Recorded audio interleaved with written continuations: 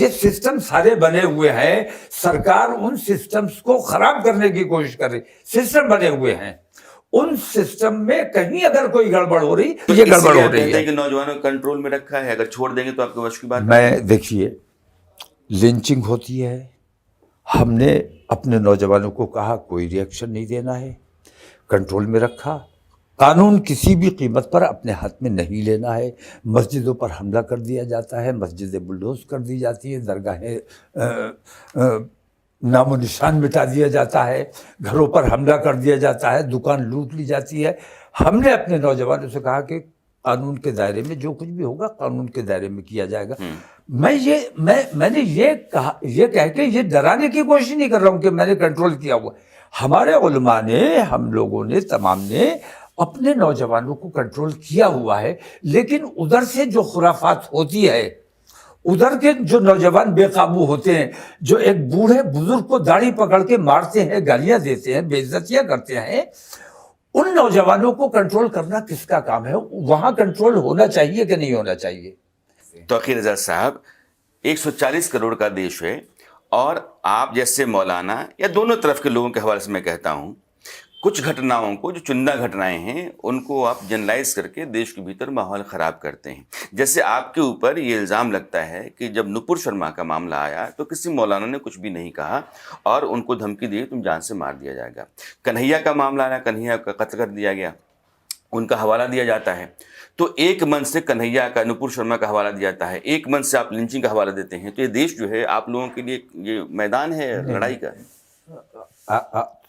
आपने सुना नहीं या आप तक मेरी खबर नहीं पहुंची, मुझे अफसोस है, आप तक मैं अपनी बात नहीं पहुंचा सका। नुपुर शर्मा ने जो गुस्ताखी की, उनके खिलाफ मुकदमात भी लिखे गए, लेकिन उन पर कोई कार्रवाई नहीं हुई। उन लड़कों ने जो कन्हैया कुमार के साथ हरकत की, कन्हैया लाल, मैंने सख्त मजम्मत की उसकी, मैंने उसकी सख्त मजम्मत की। और मैं आज भी ये बात कहता हूं कि वो इनोसेंटली उसका नाप ले रहा था।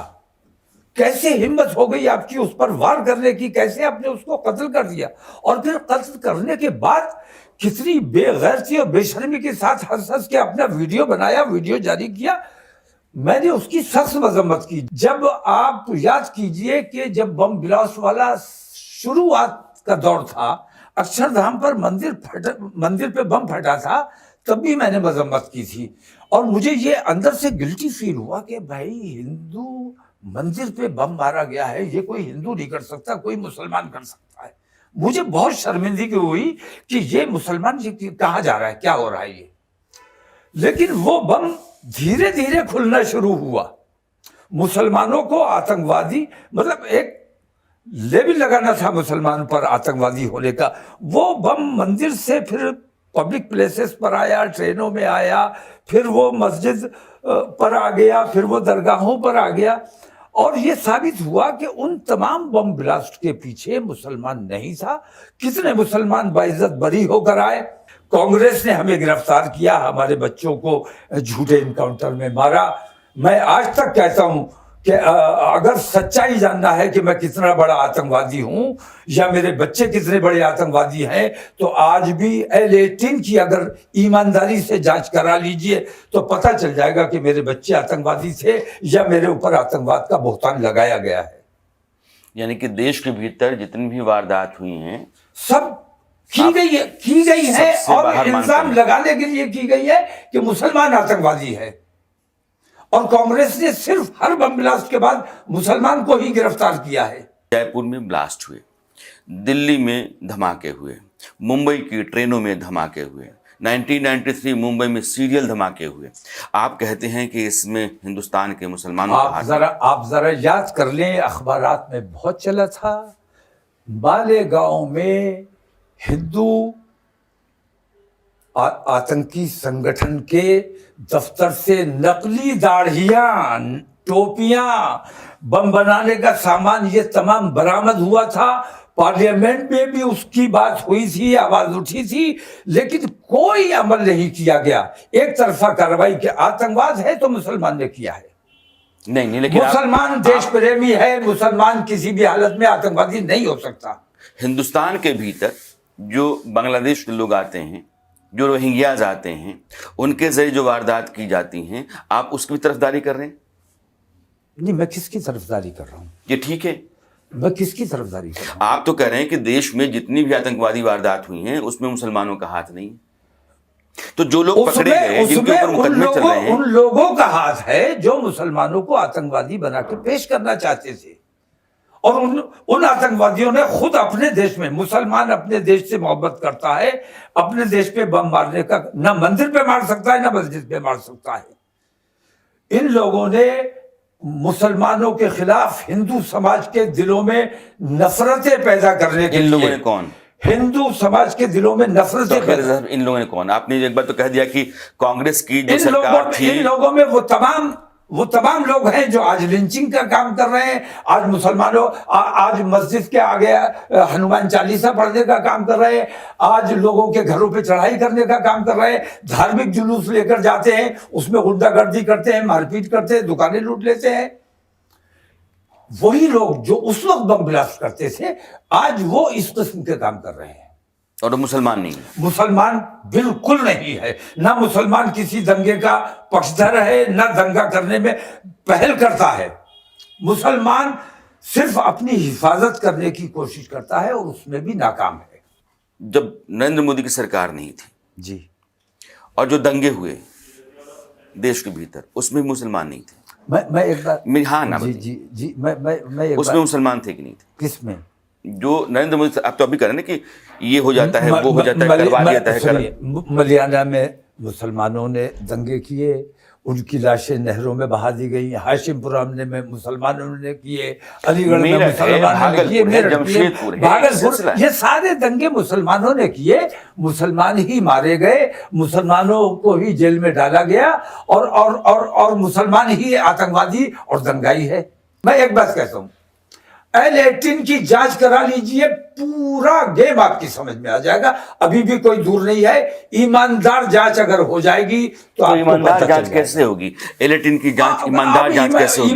अभी जितनी ईमानदारों की देश में कमी नहीं है। जितनी भी वारदात हुई हैं और जितनी भी आतंकवादी घटनाएं हुई हैं, आप तो उनके हवाले से कह रहे हैं कि इसमें अगर कुछ गलत हुआ तो वो एक व्यवस्था ने करवाया, हिंदुओं ने करवाया, सरकारों ने करवाया, मुसलमान तो बिल्कुल पाक साफ रहे। तो ऐसे कौन स्वीकार करेगा आपको? नहीं, स्वीकार थोड़ा बहुत तो किया भी गया है, कहीं ना कहीं फंस गए हैं तो उन्होंने मान भी लिया है। मुझे पता होना चाहिए कि वो जो बच्चे मारे गए वो शहीद थे या आतंकवादी थे।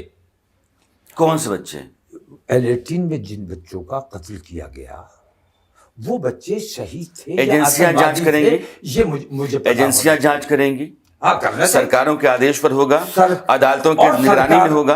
बहुत से अगर अदालतें यहाँ काम करती हैं, एजेंसियां यहाँ काम करती हैं, सरकार चुनी हुई यहाँ काम करती है, अगर सब पर आपको ऐतराज है, सब पर भरोसा नहीं है, तो फिर आपके कहेगा क्या? नहीं, ईमानदारों की कमी नहीं है। मैं कह रहा हूँ किसी ईमानदार कहाँ से ढूंढ के लाए? तो रजा साहब के मुताबिक ईमानदार तो जांच के लिए तैयार तो हो जाओ। पहले जांच के लिए तैयार ही नहीं है। वो कहते हैं कि नहीं, मैंने कांग्रेस का समर्थन 2009 में इसलिए किया था और उन्होंने मुझसे वादा किया था कि हमारी सरकार बनेगी तो हमारा सबसे पहला काम होगा कि L18 की जांच कराएंगे।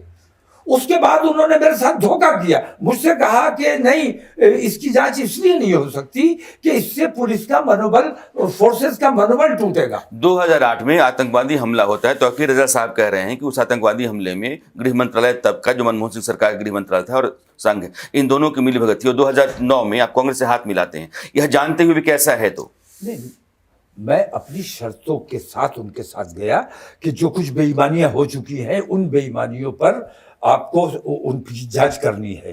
तो आप कह रहे हैं कि मनमोहन सिंह सरकार सब कुछ जानते हुए भी आपकी बात पर जांच नहीं करवाई, उसकी भी मिलीभगत थी? कतई इस पे कोई शुबा नहीं। देशद्रोही सरकार थी। मैं कह रहा हूं, शिवराज पाटिल उस वक्त गृह मंत्री हुआ करते थे और एक एक बात वो जानते थे, एक एक बात उन्हें पता थी, सारा वाकया उन्हें पता है। मतलब हिंदुस्तान की सरकार, मनमोहन सिंह की सरकार, बिल्कुल बिल्कुल, उसने डॉजर सौंपा पाकिस्तान को। मैं बिल्कुल इल्जाम लगा रहा हूं। तौकीर रजा साहब, अगर जांच नहीं होगी तो फिर आप डॉजर पाकिस्तान को नहीं सौंपेंगे। आप यह बात समझिए, वो मामला देश में गृह मंत्रालय ही नहीं, कोर्ट से लेकर के पाकिस्तान तक चला है। पाकिस्तान को अगर आपने डॉजर सौंपा है कि ये आपके यहाँ के आतंकवादी हैं जो मुंबई में आए, उन्होंने कत्ल गैरत की और इनके खिलाफ कार्रवाई आप करो, आप क्या करोगे? तो ये अगर इतनी चीजें सरकार की तरफ से जा रही हैं, ये सब आप रद्द कर रहे हैं। मेरी सरकार है तो इतनी चीजें मैं बना सकता हूँ, इतनी तमाम सेटिंग मैं कर सकता हूँ, ये सब किया जा सकता है। जांच का विषय है। मैं कहता हूँ तमाम आतंकवाद को छोड़ दीजिए, सिर्फ एक L18 की जांच करा लीजिए अगर आप सच्चाई तलाश करना चाहते हैं। और मैं कहता हूं कि कोई जांच एजेंसी ना करे, एक ईमानदार पत्रकार अगर इस काम पर लग जाए, जिसका आजकल अगर आपके माफिक पत्रकार भी नतीजा नहीं देता है तो आप कहेंगे, आप तो कहते हैं कि अदालतों ने भी गलत फैसले दिए। मैं तो ये कह रहा हूं कि कर दे क्या, इरादा तो करो। हो सकता है जो मैं कह रहा हूं वो गलत हो, लेकिन जांच तो होनी चाहिए। तो रजा साहब, आपको अदालतों पर तक यकीन नहीं है। आप कहते हैं कि अदालतों ने भी गलत फैसले दिए। आप कहते हैं कि मैं देश का सच्चा मुसलमान हूँ, सच्चा नागरिक हूँ, मैं कानून की कदर करता हूँ। और आप कहते हैं कि हम तिरंगा लेकर के आएंगे, अगर नहीं माने तो उसके बाद जो होगा उनकी जिम्मेदारी होगी। हमारे नौजवान बुज़दिल नहीं हैं, हमने अपने नौजवानों को कंट्रोल कर रखा है। जिस दिन आउट ऑफ कंट्रोल हो गए, तुम्हारे बस की बात नहीं कि इनको रोक पाएँ। संसद सत्र शुरू होने वाला है। अगर आप लोग ध्यान दें, अगर आपको अपनी ताकत दिखानी है, इसको लेकर कानून बनवाना पड़ेगा। अगर आपको अपनी बात मनवानी है तो आपको दिल्ली तक आना पड़ेगा। ये आप कह रहे हैं। नहीं, ये मैं कह रहा हूं। अब इसमें से किस सवाल का मुझे जवाब देना है, पहले वो बताइए। इतना लंबा आपने पढ़ दिया है, इतने ज्यादा सवाल कर लिए, मुझे पता नहीं किस सवाल का जवाब इसका लबुलुबाब एक ही है। मुझे एक बात कि मैं कानून को चैलेंज कर रहा हूं। मैं कानून को कतई चैलेंज नहीं, मैं हुकूमत को चैलेंज कर रहा हूं, हुकूमत की बेईमानियों को चैलेंज कर रहा हूं। मैंने ये नहीं कहा